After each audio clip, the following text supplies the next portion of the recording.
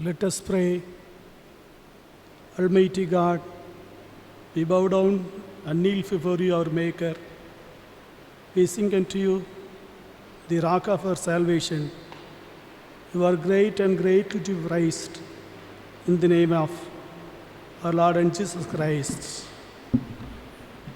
Let us worship our God by singing a hymn from SS 11. Hymn number SS 11.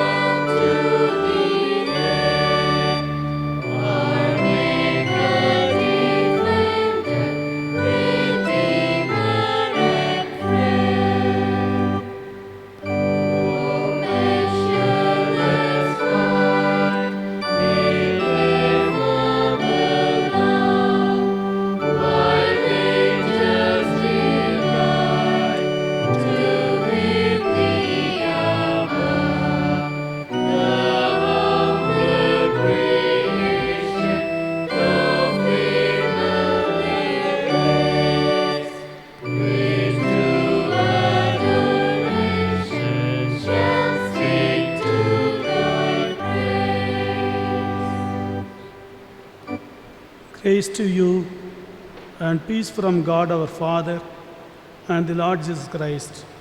From the rising of the sun to its setting, the name of the Lord is to be praised. Let us worship God. Open our lips, O Lord. Declare your praise. O God, we seek to save us. O Lord, make haste to help us. Glory be to the Father, and to the Son, and to the Holy Spirit. As it was in the beginning, is now, and always will be, forever and ever. Amen. We praise you, O God the Father, who created all things by your power and wisdom. You loved the world so as to give your Son to be our Savior. We praise you, O God the Son, who became one of us in all things except sin. You were delivered for our offenses and raised again for our justice. We praise you, O God the Holy Spirit, who lead us into all truth. You shower the love of God in our hearts. All praise and glory be unto you, O God, Father, Son, and the Holy Spirit, forever and ever. Amen. If we say we have no sin, we deceive ourselves, and the truth is not in us. If we confess our sins, He is faithful and just, and will forgive our sin and cleanse us from all unrighteousness. Let us therefore humbly kneel and confess our sins to Almighty God. O God, our Heavenly Father, we have sinned against you and against our fellow men. We have failed to love you and our neighbors.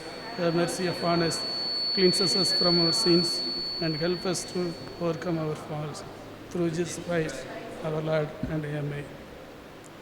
May the Almighty and merciful Lord grant us pardon and forgiveness of all our sins.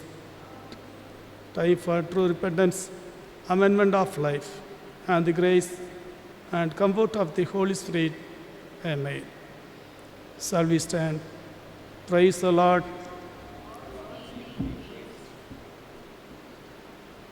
The psalm appointed for today's responsive reading is Psalm 47. Psalm number 47.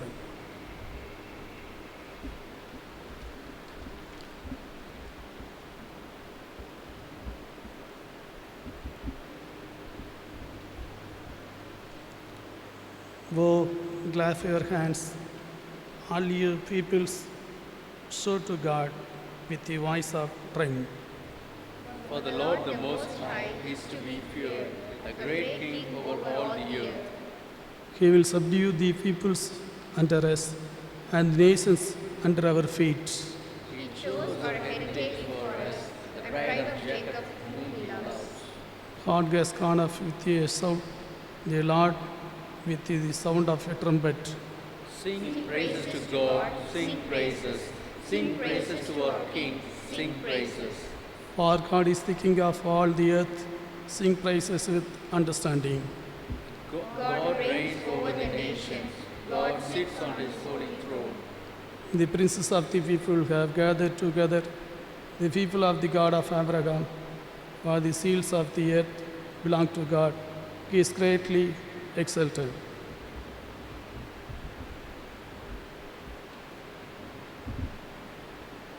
Glory be to the Father,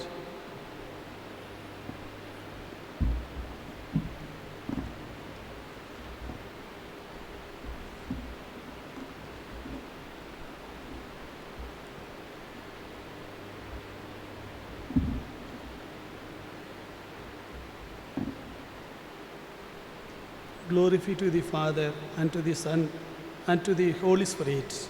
As it was in the beginning, is now, and ever shall be, world without end. Amen. Bible reading, please be seated.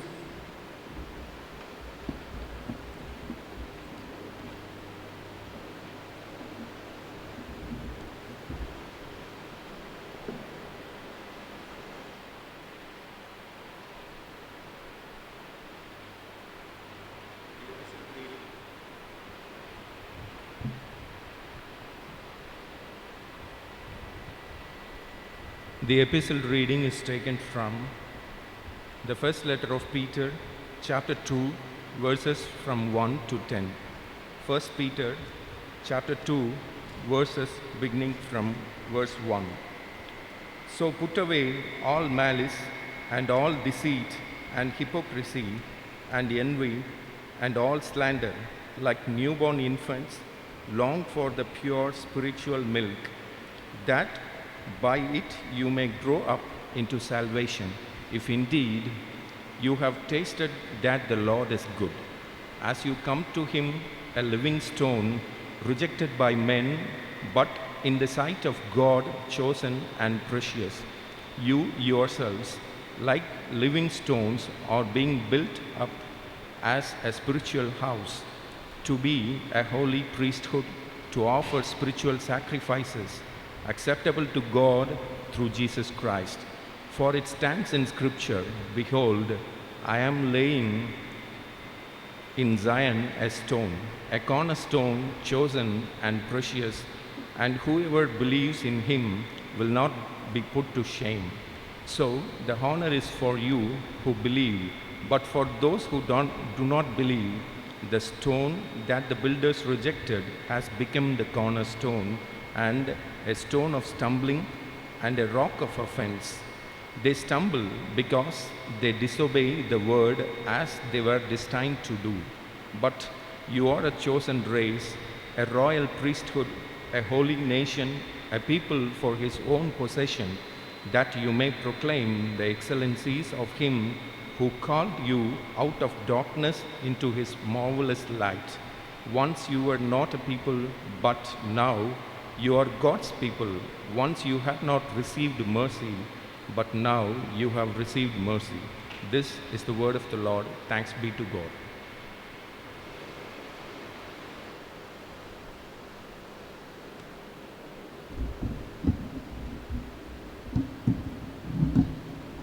Let us confirm our faith through the Apostles' Creed. We believe in God, the Father, the Almighty, the maker of heaven and earth. We believe in Jesus Christ, his only Son, our Lord, who was conceived by the Holy Spirit, born of the Virgin Mary, suffered under Pontius Pilate, was crucified, dead and buried. He descended into hell. The third day he rose.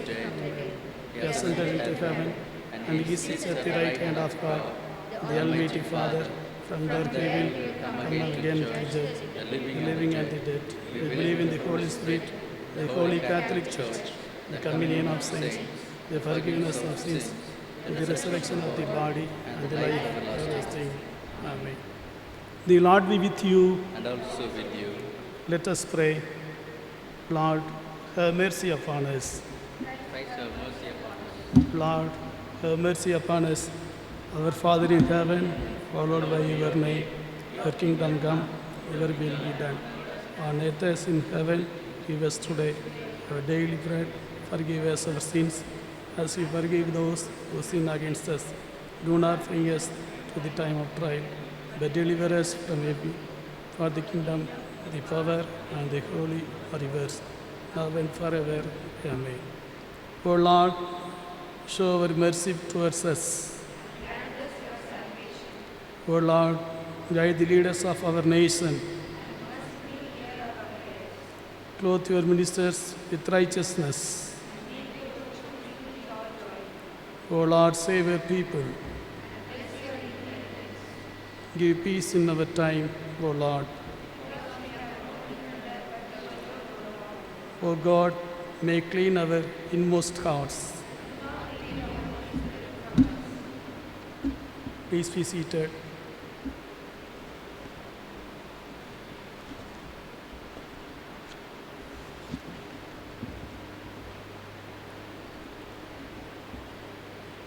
The collect for the day. Fifth Sunday after Easter. Topic: Christ's invitation to be an expression of mission. God of care and compassion, we thank you, praise. You are the energy of Holy Spirit, breathed on the church to obey your commission, to be in the mission of forgiveness and love. We thank you for extending such an invitation through your Son and our Savior Jesus Christ to be an expression of mission in ourselves and work with the Holy Spirit to establish justice and peace in and through the mission of God. Build us as living stones of your spiritual houses, to be a holy priesthood in offering ourselves as spiritual sacrifices acceptable to you in Jesus Christ, who reigns with you and the Holy Spirit, one God forever and ever. Amen. Let us pray.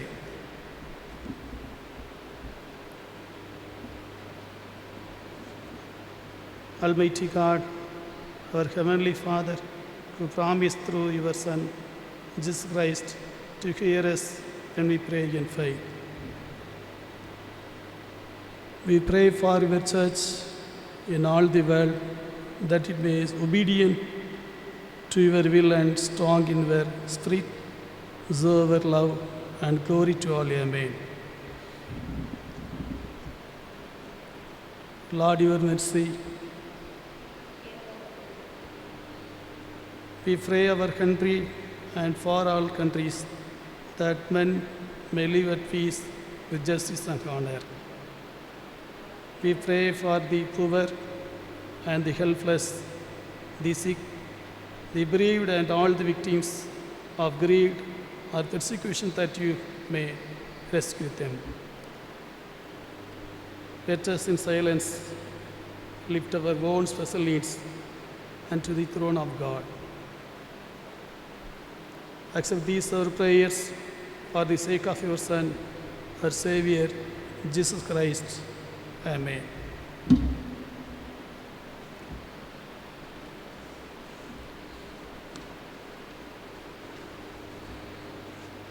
Announcement.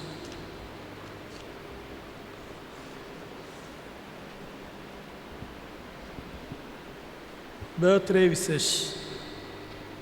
10/5/2021 Monday, Mr. S. J. Vijayadas. 11/5/2021 Tuesday, Mr. S. Jebinson. Sylvia Edwina Jason. 12/5/2021 Wednesday, Mrs. Nisa Jason Thomas. Mrs. Sandra C. David. 13/5/2021 Thursday, Mr. M. Ebenezer Samuel. Mr. J. Godfrey Jayakumar. 14/5/2021 Friday, Mrs. Viria Diana Mercy. 15/5/2021 Saturday, Sylvia Stina, Mrs. E. Ananda Banu, Dr. Nancy Jeritan, Sylvia Ibrahim. Wedding anniversary 10/5/2021 Monday, Mr. Sanjay Gunasingh and Mrs. Rejoice Sanjay.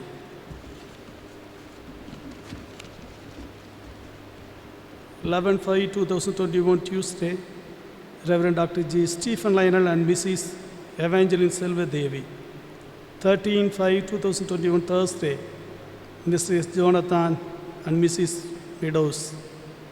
Dr. Christopher and Dr. Judith Christopher. 15/5/2021 Saturday, Mrs. Samuel, Mrs. Adeline Rajasthana Meriton.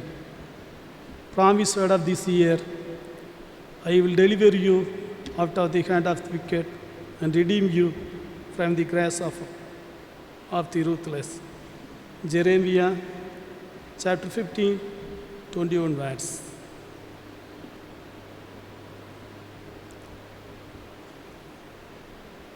Choir sing a greeting song.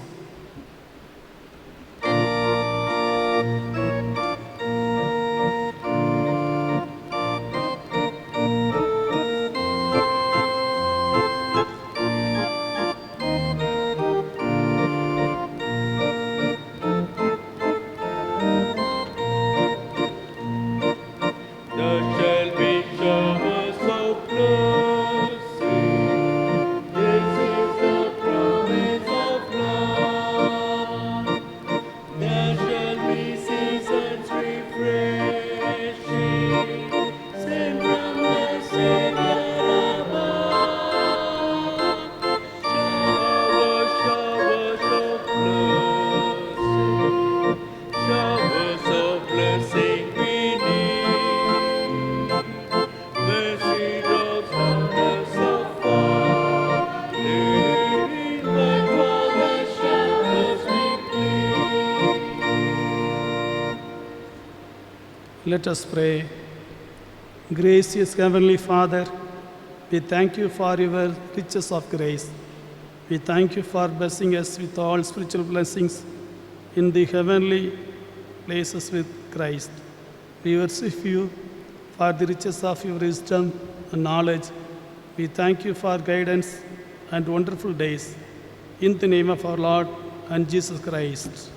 Amen. After the chorus by the choir, Professor Karnagaran will give God's message. Choir sing a F4 sermon song.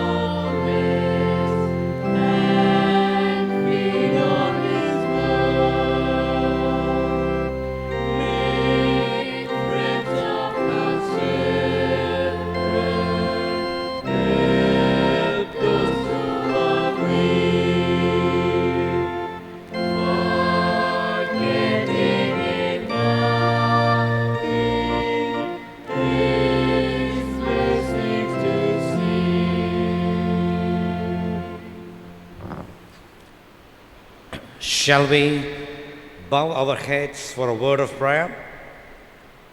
Lord, let the words of my mouth and the meditations of our hearts be acceptable in thy sight, our Redeemer and our Rock. Amen. Beloved brothers and sisters in the Lord, I thank God for having given me this privilege to share His word on a very important and vital theme suggested by the Church of South India for the growth of the church. And the theme is being commissioned by the Lord for the ministry in His vineyard. Being commissioned by the Lord in His vineyard for ministry. Now, God has chosen this theme for our meditation today because this is very much needed to be understood. There are so many people who are ministers. I don't refer to only the pastors. We refer to all sorts of ministers. People who are preaching, people who are missionaries, people who are doing social service, and people who are pastors. These ministers should realize unless God commissions them, their ministry will go in vain. Unless the Lord has appointed them, they cannot serve the Lord faithfully. So the text for this morning meditation is found in Mark, Gospel according to St. Mark, chapter 3 and verses 14 and 15. Let me read verse 14 for you. Mark chapter 3 and verse 4. I am reading from the New International Version. Jesus appointed 12 that they might be with him and that he might send them out to preach. Very important words in this verse is Jesus appointed. It is not man appointing somebody as a full-time minister or organizations dedicating somebody as a missionary, but it is Jesus appointed them. And it is Jesus appointed them so that they may be with him and also that he might send them to preach. Very quickly and very briefly, we will be looking into three aspects regarding the nature and the way of doing God's ministry. This is a vital topic because the attrition rate, as people call it, is very high in ministry today.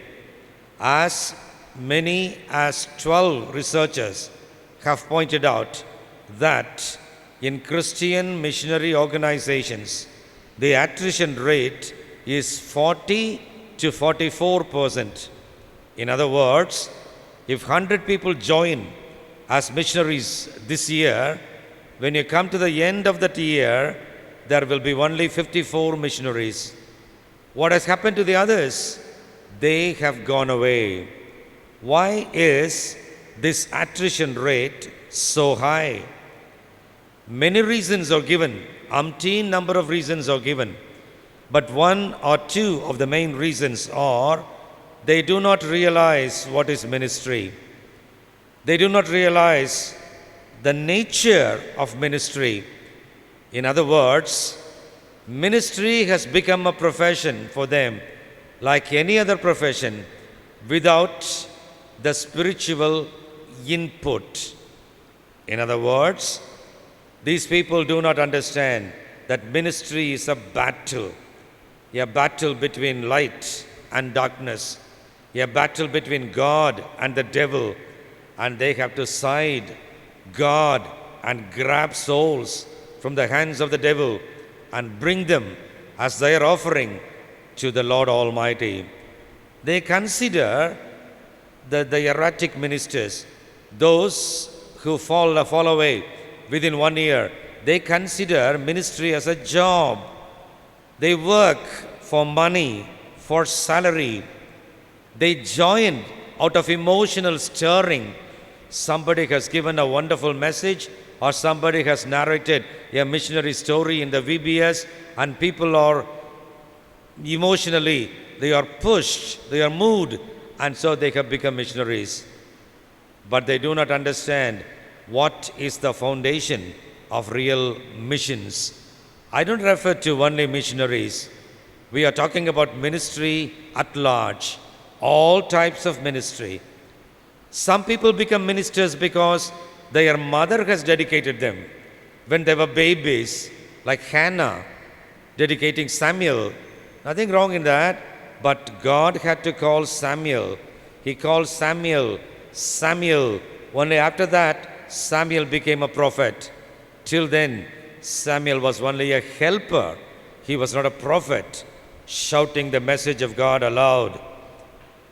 So, in order to understand the concept of ministry, we have to go to the Word of God and quickly run through it. Now, ministry has two major divisions: full-time ministry and part-time ministry. All believers, those who say, I am saved by the blood of Jesus Christ, all of them must do ministry either as a part-timer or as a full-timer, because it is a God-given command to all his disciples. All the disciples must make disciples, otherwise they are not disciples. If they are not producing, they themselves will perish. So, part-time ministry is done by everybody. Every believer has to be done by everybody who is saved. Whereas, full-time ministry cannot be done by every believer. Only those who are called by God, who are commissioned by God, who are sent by God, can become full-time ministers. This is where the difference comes. Without a calling, nobody could become a full-timer. We'll look into that a little deeper as we go along. Now, what are the conditions for somebody to become a full-time minister? The tragedy today is there are so many full-time ministers in the church, in missionary organizations, in North India, outside India, without understanding the call of God, without realizing the demands on a Christian minister. So, what are the conditions for a person to become a full-time minister? Number one, a full-time minister, if he is inclined to become a full-time minister, first of all must be a believer, an abiding believer. Let me read the text once again for you. Jesus appointed 12 that they might be with him. Unless the ministers are with Jesus, or abiding in Jesus, or people with a lasting experience of shining for Jesus, they cannot become full-time ministers. A believer must be an abiding believer in order to bear fruits. Abiding includes testifying, witnessing, bearing fruits, and bringing glory to the Lord even before becoming a full-time minister. So many interviews have been conducted, but in many interviews, the question, have you led anybody to the Lord? How many souls have you produced? Is not asked to the individual who appears to become a minister. In missionary organizations, they are longing to have missionaries, so they do not go into the quality of the commitment of the person who has come for the interview. He must be an abiding believer, a fruit-bearing believer, a witnessing believer. Very sadly, the tragic happenings in missionary organizations, in ministry-oriented organizations today is, there are so many people who are not even believers, but doing the work of the Lord. They have become missionaries. They serve the Lord, but they do not know the Lord as their personal Savior. So many cases of immorality, so many cases of financial irregularity, dishonesty, they have been piling up, and the organizations have a hell of a time going through these cases. The simple reason being, they are not committed believers when they were taken into the organization. And the text says they must be with Jesus, and Jesus must certify that they are fruit-bearing believers. The second condition is they must experience a clear-cut, definite call for full-time service from the Lord himself. Because the text once again says, so that Jesus might send them out to preach. Jesus must call them. Jesus must send them out. There is another beautiful verse in the Bible which so many people do not know or they do not want to know. It is found in Hebrews chapter 5 and verse 4. And no one takes this honor on himself, but he receives it when called by God, as Aaron has done. Aaron was called by God. Aaron was appointed by God. Aaron was chosen by God. And Aaron was sent by God as a priest. As a full-time worker, if a person has to shine, if a person has to glorify the Lord, then call of God is a must. I know what I ate for breakfast today. So the missionary would know out of personal experience, the Lord has called me through this particular verse, through this instance, through this incident. And God has shown me this particular area, this group of people. I know that the vision is substantiated by the Word of God. Unless and until a person is cocksure that God has called him for full-time service, he has no right to step out. Once again, sadly but truly, all around us, even in churches, we find people who have become full-time workers without a specific and a special call by the Lord. So many people were coming after Jesus. He stopped and he selected only 12 people as full-timers. He selected them. He called them. You will not be catching fish anymore.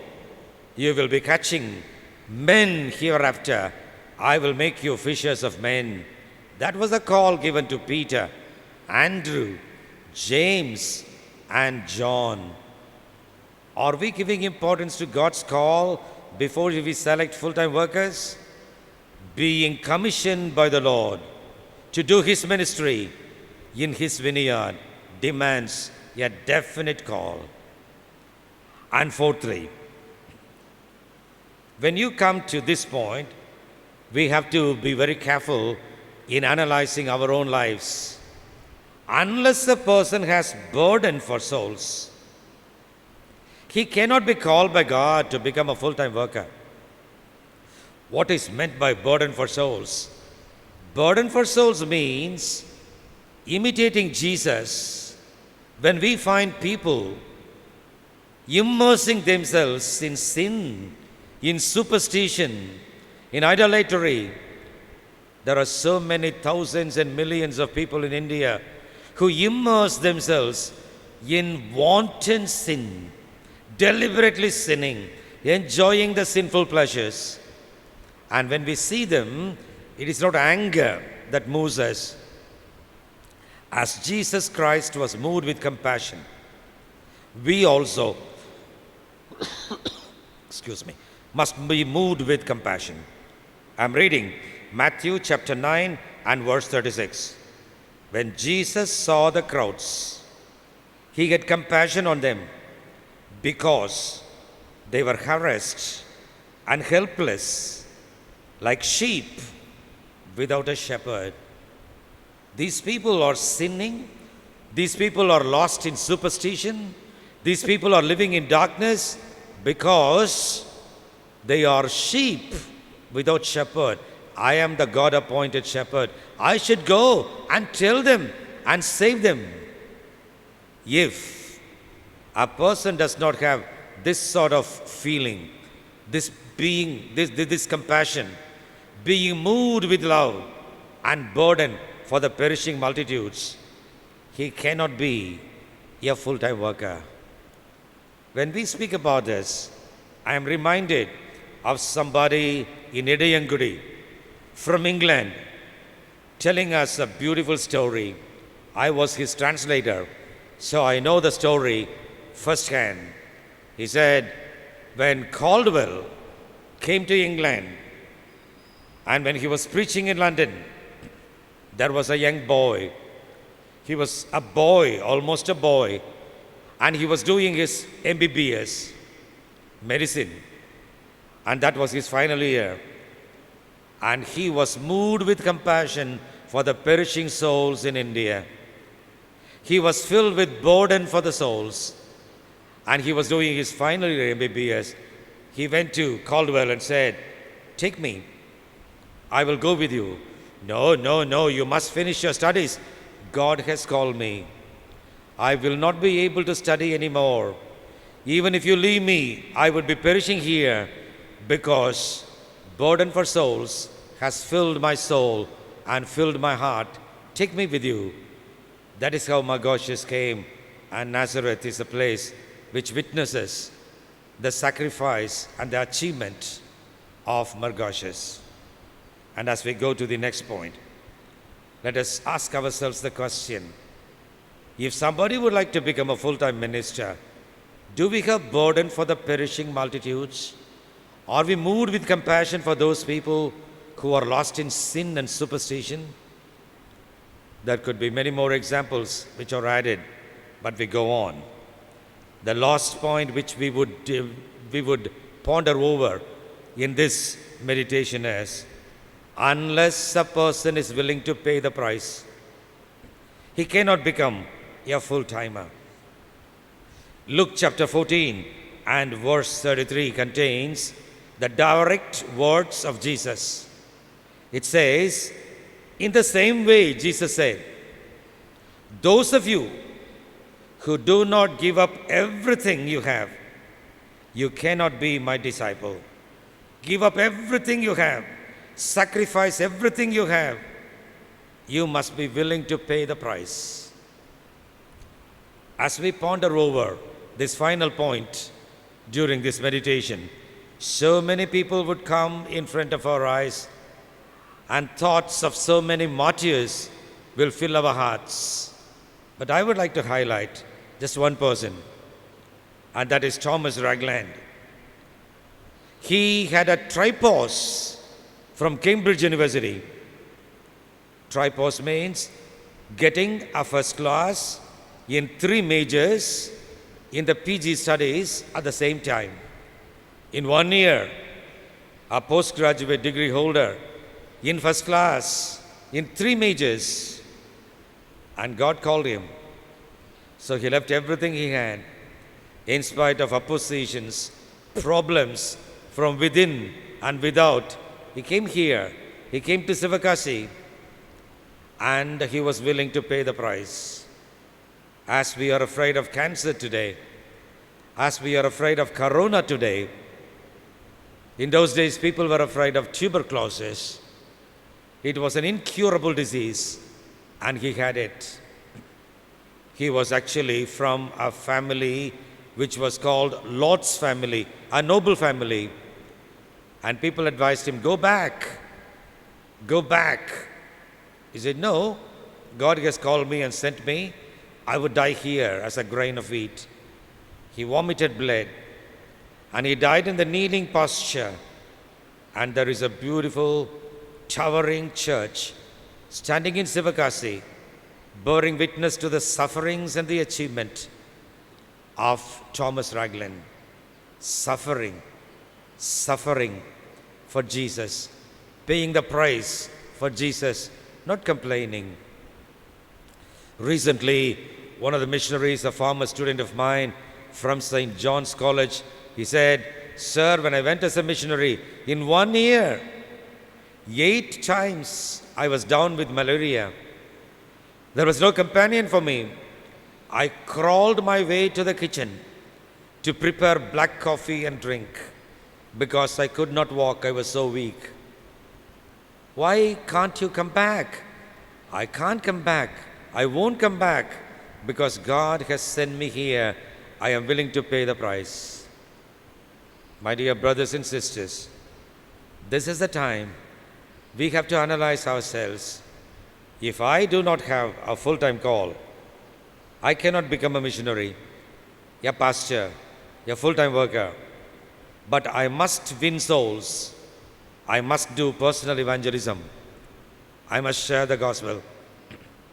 If I don't do that, I'm not a believer. If God has called me to become a full-time worker, then I cannot turn back because it is God who has called me. When God has called you to be His servant, don't stoop to become a king. It's a beautiful quotation. It has moved so many people. When God has called you to serve Him, don't stoop to become a king. When God has called somebody, he has to become a full-time minister. And the greatest need in the mission fields, in the pastorates, in the churches today is people with full-time call and with genuine commitment, willing to pay the price. As Jesus Christ said, verily, verily, I say unto you, unless the grain of wheat falls down and dies, it cannot bear fruit. Only if it dies, it shall bear plenty of fruit. May the Lord raise many grains of wheat with a definite full-time call and commission them as ministers to do His glorious ministry in the vineyard. May God bless these words for you and for me.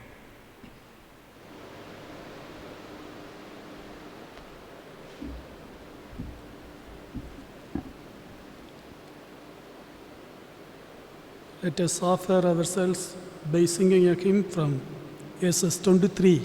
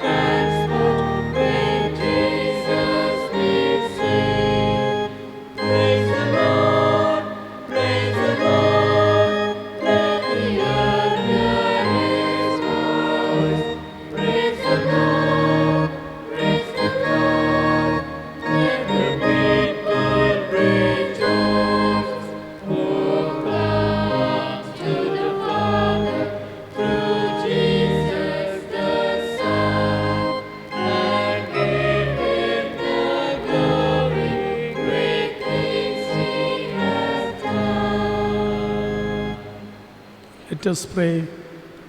We acknowledge your goodness to us, O Lord, and the gifts we now offer to you.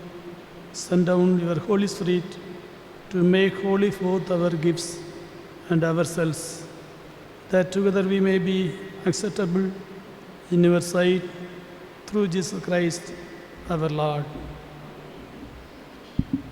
The peace of God, which passes all understanding, keep your hearts and minds in the knowledge and love of God and of His Son, Jesus Christ our Lord, and the blessing of God Almighty, the Father, the Son, and the Holy Spirit be among you and remain with you always.